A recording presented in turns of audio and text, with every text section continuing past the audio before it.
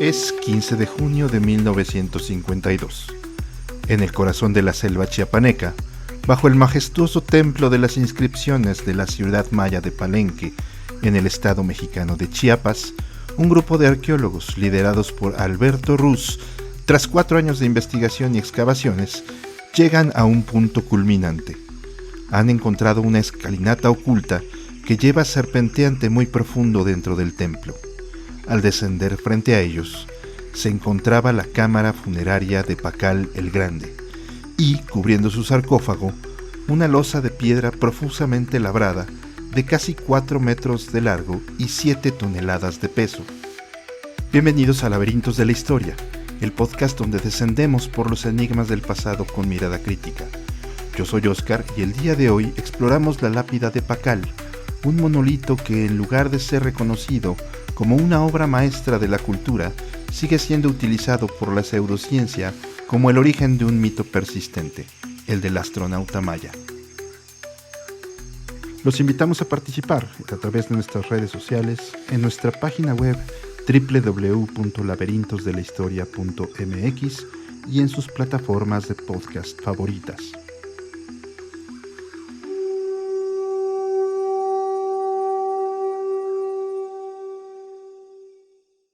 Hola, ¿qué tal? ¿Cómo están? Bienvenidos nuevamente a Laberintos de la Historia. Para acompañarnos en este viaje asombroso del capítulo de hoy, contaremos también con Alicia. ¿Cómo estás?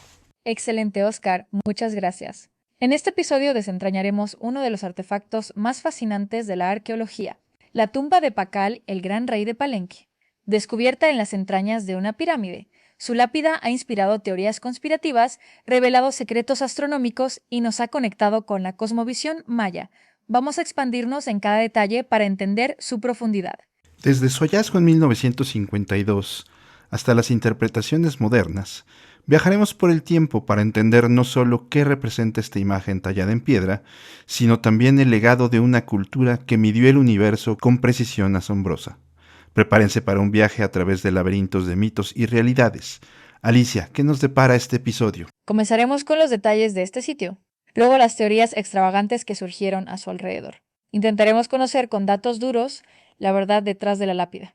También hablaremos sobre la cultura maya en época de Pacal, su cosmogonía y calendarios, y terminaremos con las tecnologías modernas que nos ayudan a darle una nueva dimensión a este ya de por sí sorprendente descubrimiento. ¿Te parece si comenzamos?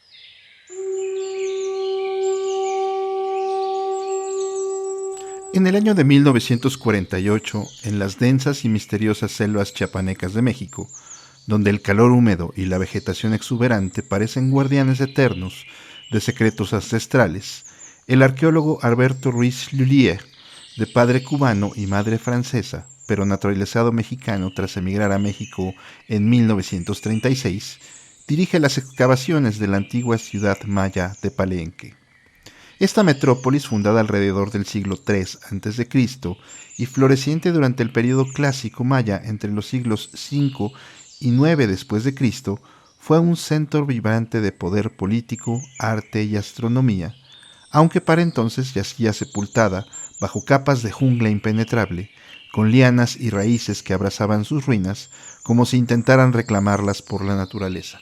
Palenque, ubicada en el corazón de la región maya de Chiapas, no era un sitio desconocido para los exploradores. Ya en el siglo XIX, el diplomático estadounidense John Lloyd Stephens y el artista británico Frederick Catherwood habían redescubierto sus maravillas durante sus viajes por Mesoamérica en la década de 1840. Sus detallados relatos y dibujos, publicados en libros como Incidentes del viaje en Yucatán, capturaron la imaginación del mundo académico, describiendo pirámides cubiertas de musgo, palacios laberínticos y relieves intrincados que hablaban de una civilización sofisticada.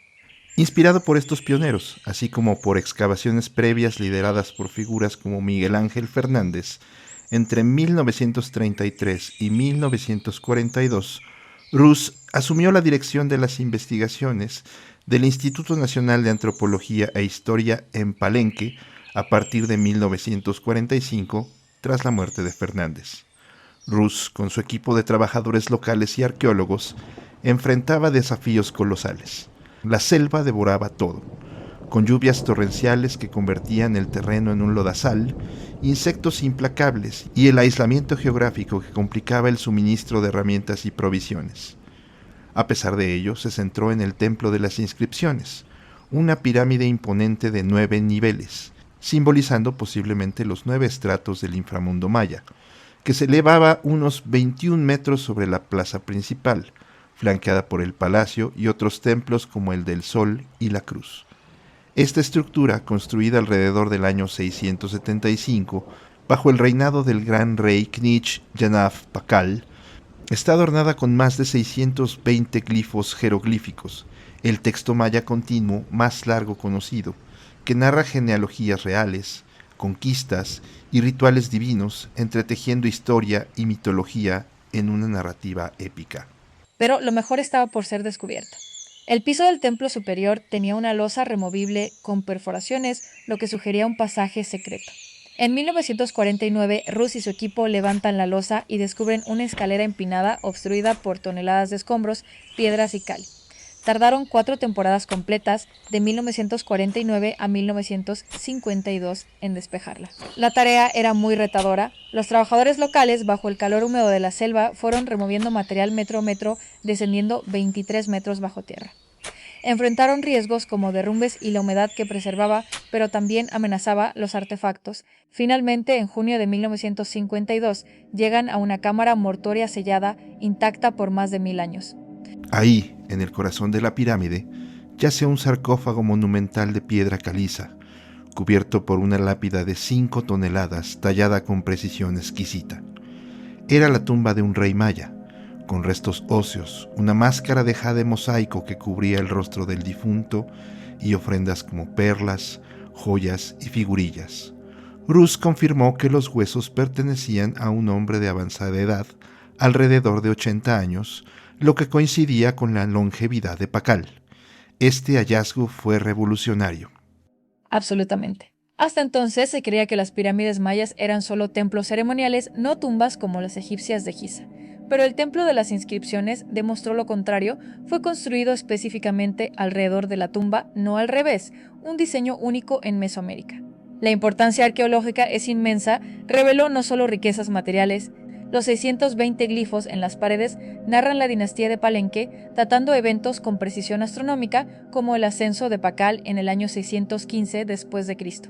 Este descubrimiento impulsó el estudio de la civilización maya, mostrando que eran una sociedad sofisticada con escritura jeroglífica avanzada, no una cultura primitiva como se pensaba en el siglo XIX. Precisamente, en Laberintos de la Historia hemos enfatizado en este punto. Debemos dejar de lado la arrogancia histórica.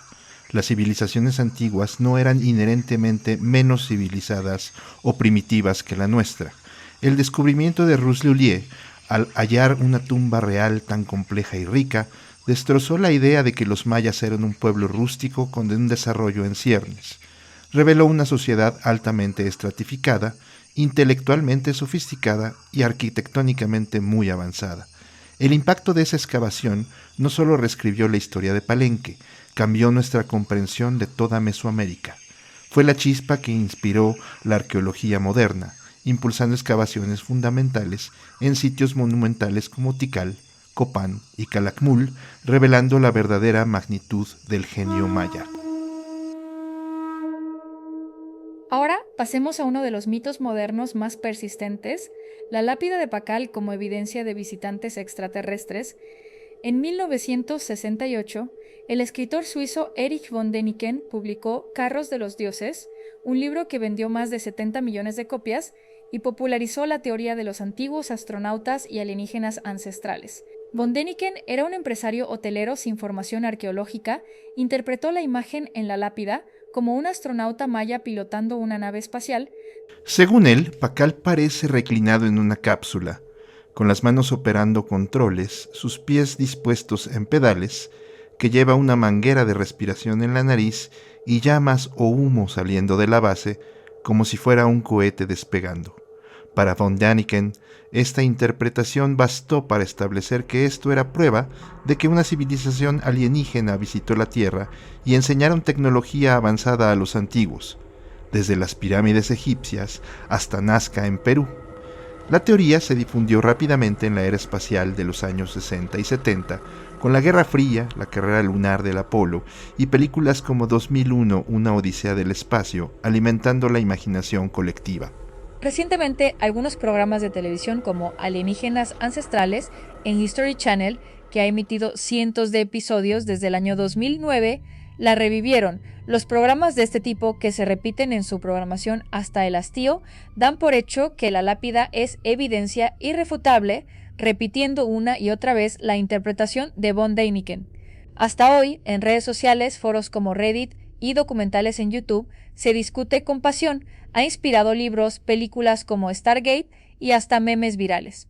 Mi punto es, si estás de acuerdo, Oscar, en que esta interpretación ignora el contexto cultural maya, optando por una visión eurocéntrica que subestima la inteligencia indígena, como si los mayas no pudieran crear arte simbólico sin ayuda externa. La narrativa del astronauta no resiste el menor escrutinio académico. Arqueólogos y epigrafistas de la talla de Michael Coe y Linda Shell demostraron esta tesis pieza por pieza. Su crítica es simple y devastadora. Von Däniken practica una selección de evidencia sesgada. Él mira la lápida con ignorancia deliberada, aísla la figura central de su contexto e ignora la totalidad del simbolismo maya, los glifos circundantes y la cosmogonía que ya hemos explorado. Para él es más fácil imaginar una cabina espacial que aceptar la complejidad de una civilización prehispánica. El error fundamental aquí es lo que en historia llamamos presentismo, juzgar el pasado con los valores y la tecnología del presente. Von Däniken utilizó términos modernos como cohete, piloto y controles para describir un arte antiguo. Esta postura no solo descontextualizó por completo la obra, sino que ignora el carácter religioso y cosmológico de la lápida y de la mitología maya con fines sensacionalistas. A pesar de haber sido desacreditada hace décadas, la tesis del astronauta maya goza de una difusión masiva e inigualable. Si bien esta fascinación ejerce un poderoso imán turístico sobre Palenque, el costo es alto, perpetúa la desinformación y oscurece la verdad del genio maya. La fantasía de la nave espacial es más sencilla de consumir que la profundidad del conocimiento histórico. Contrario a la teoría de von Däniken, Pakal no está ascendiendo en una máquina, está descendiendo al inframundo. Y el elemento más prominente, el que se eleva desde el sarcófago, es el árbol del mundo, la ceiba sagrada o Yaxche. Este árbol es el centro de la composición y el pilar de la cosmovisión maya. Es el eje cósmico que conecta verticalmente los tres planos del universo. Las raíces del Yaxche se hunden en los 9 niveles del inframundo. Su tronco crece en la superficie, el plano de la vida, y sus ramas tocan los 13 cielos. Al morir, Pakal se precipita por este tronco cósmico, un viaje esencial para su renacimiento. Despejemos el humo de las teorías y volvamos hacia los datos duros y la información corroborable. Como dijimos, la lápida de Pakal no muestra un astronauta, sino un ritual de muerte y renacimiento, típico de la iconografía maya del período clásico. En el centro, Pakal yace en posición fetal, sobre él surge el árbol del mundo, la ceiba sagrada que conecta el cielo, la tierra y el submundo, con ramas adornadas con flores, conchas y cabezas de serpientes celestiales. Debajo, una cabeza de monstruo cuádruple representa la transición al más allá, con elementos como el sol, la luna y estrellas en los bordes. Los glifos alrededor datan eventos clave. El nacimiento de Pakal el 23 de marzo de 603 después de Cristo, su ascenso al trono el 26 de julio del año 615 y su muerte el 28 de agosto del año 683. El Templo de las Inscripciones, llamado así porque contiene inscripciones con 600 glifos, es un registro histórico que narra la dinastía de Palenque, enfatizando la divinidad de los reyes y alineaciones astronómicas. Todo esto nos indica una sociedad conectada con el tiempo cíclico, la astronomía y el ciclo vital, donde el rey era un puente entre lo humano y lo divino. Pero, ¿quién fue Pakal? Kinich Janab Pakal I o Pakal el Grande nació en el año 603 después de Cristo, en una era de crisis para Palenque, tras derrotas militares contra Calakmul entre los años 599 y 611 después de Cristo. Ascendió al trono a los 12 años bajo la regencia de su madre, la señora Saak Kuk, y gobernó 68 años, el quinto reinado más largo en la historia registrada, solo superado por figuras como Luis XIV. Transformó Palenque en una potencia, expandió el palacio con acueductos subterráneos, construyó templos como el del Sol y el de la Cruz y lideró campañas militares que recuperaron territorios. Y si la lápida era el mapa de su resurrección, el tesoro encontrado dentro del sarcófago era la culminación de esa transformación, la famosa máscara mortuoria de jade. Esta máscara no era solo una joya, era la armadura que lo preparaba para su vida eterna, compuesta por más de 340 piezas de jade verde, el color del maíz y de la vida, con ojos hechos de brillante obsidiana y conchas blancas. El jade, para los mayas, no era simplemente un mineral precioso, era el material sagrado, el símbolo por excelencia de la eternidad, la fertilidad y la renovación. Al cubrir su rostro con jade, Pakal se aseguraba de nacer ya como un ser divino imperecedero.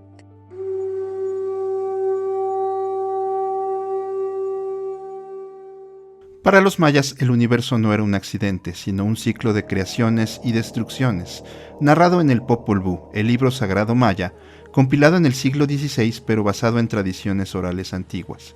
Los dioses como Tepeu y Gugumatz intentaron crear humanos 3 veces, primero de barro, que se deshicieron con la lluvia, luego de madera, sin alma, convertidos en monos tras un diluvio, y finalmente de maíz amarillo y blanco, el material perfecto para la humanidad que podía adorar a los dioses con ofrendas. En el Popol Vuh se da cuenta de la creación del cuarto mundo actual.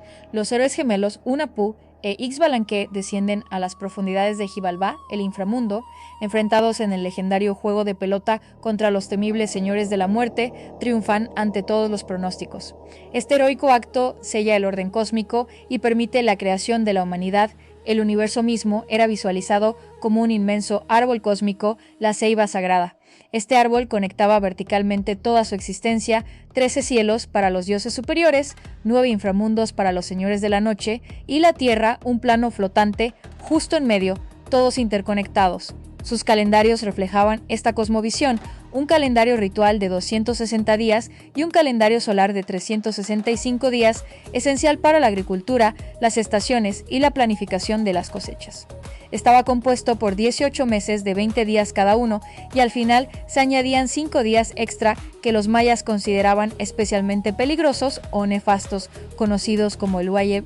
En el capítulo anterior de Laberintos de la Historia, hablamos sobre la piedra del sol y la mecánica calendárica descrita en torno a Tonatiuh en un ciclo de 52 años. Esta medición del tiempo es una invención pan-mesoamericana que podría ser hasta 500 años más antigua de lo que se pensaba, remontándose a hace más de 3.000 años, posiblemente en la cultura olmeca o zapoteca. Pero también el mito fundacional de los 5 soles, donde los dioses Tecuitzecatl y Nanahuatzin decidieron sacrificarse arrojándose a una hoguera, tiene un paralelismo innegable con el Popol Vuh. En ambas narrativas, los personajes principales se transforman en los cuerpos celestes que iluminan el mundo, el sol y la luna. Y también se narran los ciclos en los que la humanidad, invento de los dioses, se transforma para sobrevivir a catástrofes naturales. Pero los paralelismos no terminan ahí. Una deidad que se comparte entre los mayas y los mexica es Quetzalcóatl, la serpiente emplumada como el dios del aire y el movimiento, el agua, la fertilidad, el aprendizaje, las artes y el renacimiento. La pirámide de Kukulcán en Chichén Itzá es famosa por su precisión astronómica, que celebra la conexión de la deidad con el tiempo y el orden cósmico. En Chichén Itzá, la pirámide de Kukulcán, durante el equinoccio de primavera, las sombras que proyecta la escalinata sobre los dinteles generan un efecto óptico en que la serpiente emplumada desciende a la tierra. Quetzalcóatl, como dios pan-mesoamericano, une culturas, mayas, aztecas, toltecas. Reyes como Pakal se asociaban con él para legitimar poder divino, influyendo en rituales de sangre y renovación. Al contrario de lo mostrado en producciones de Hollywood como Apocalipto, ni los mayas ni los aztecas eran pueblos sanguinarios, fascinados por rituales de tortura. Por el contrario, en ambos casos sus prácticas eran rituales, no sádicas, y tenían propósitos cosmológicos muy definidos. Reflexionando sobre el hombre en el mundo maya, durante Pakal, la estructura social era jerárquica, con el rey en la cima como semidios, seguido de nobles y sacerdotes que controlaban conocimiento y rituales. La población regular eran agricultores y artesanos, mientras que los esclavos, capturados durante las guerras, laboraban para el pueblo. Políticamente, las ciudades-estado como Palenque competían en alianzas y guerras con reyes divinos gobernando por herencia. Militarmente, Pacal expandió mediante campañas para cautivos en sacrificios, usando atlatlis y macanas, fortaleciendo Palenque contra rivales como Toniná. Esta sociedad equilibraba innovación con tradición, donde el individuo servía al cosmos colectivo.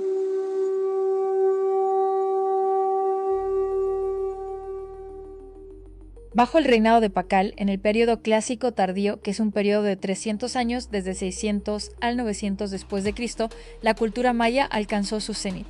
Palenque no era la ciudad más grande en población, pero floreció como un centro de innovación sin paralelo, con una población estimada de hasta 10.000 habitantes en su núcleo central. Mientras otros reinos como Calakmul o Tikal competían por la hegemonía militar y la construcción de pirámides masivas, Palenque se enfocó en el poder intelectual y la belleza estética.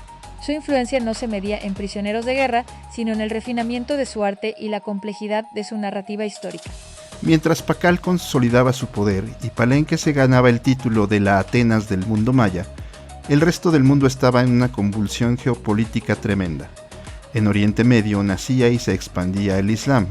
En el siglo VII, las conquistas islámicas barrieron todo el imperio persa y se extendieron por el norte de África, cambiando para siempre el mapa cultural, religioso y comercial del planeta. Mientras tanto, en Asia, China vivía su propia edad de oro. La dinastía Tang dominaba el este, eran los inventores de la imprenta de bloques de madera y su capital, Chang'an, era la ciudad más grande y cosmopolita del mundo, una verdadera potencia cultural. Pero la distancia cultural más grande quizá la encontramos en Europa. Es la época en que Carlomagno es coronado emperador en el año 800 después de Cristo, luchando por unificar reinos dispersos y marcando el verdadero inicio del feudalismo.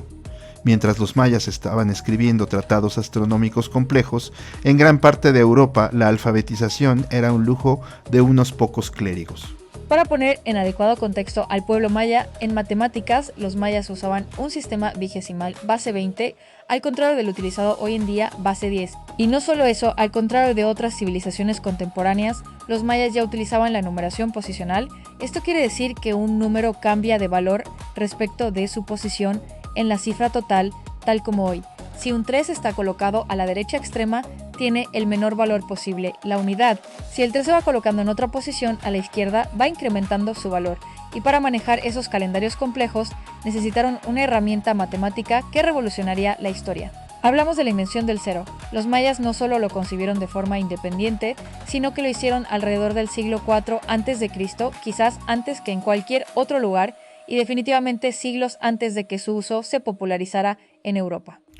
En astronomía, observaban el cielo desde observatorios como el de Palenque, calculando el año solar en 365.242 días, más exacto incluso que el calendario juliano. Predijeron eclipses solares y lunares usando tablas en códices como el de Dresde, un documento del siglo XII que registra ciclos lunares de 11.960 días, o 405 lunaciones, permitiendo predecir eclipses por siglos.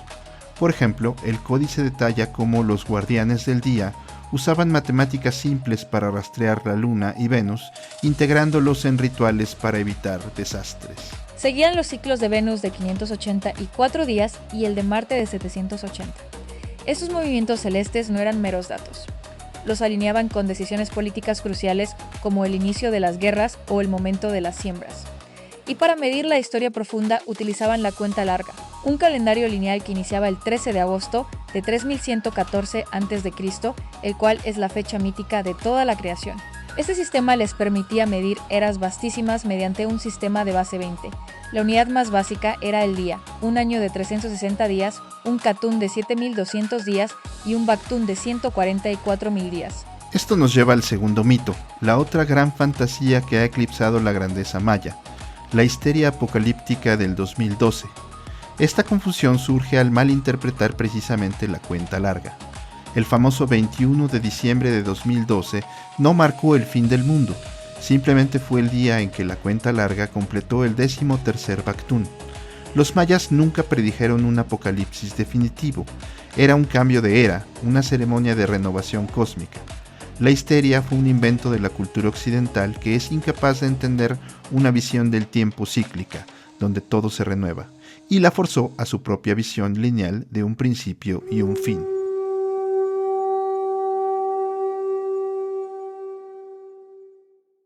Y para cerrar este capítulo, Oscar, hay que mencionar que la historia maya sigue escribiéndose. Si en su momento Rus, en 1952, tuvo que abrirse camino en la selva con machete y pico, hoy la tecnología nos está revelando una civilización de una escala que Pakal mismo habría encontrado asombrosa. Nos referimos al uso de la tecnología conocida como LIDAR, por sus siglas en inglés. Se trata de un escáner montado en una aeronave que emite cientos de miles de pulsos de láser al suelo, que al rebotar generan una nube de puntos muy densos que permiten mapear el terreno con gran exactitud. El LIDAR logra dar detalles de hasta 15 centímetros de altura.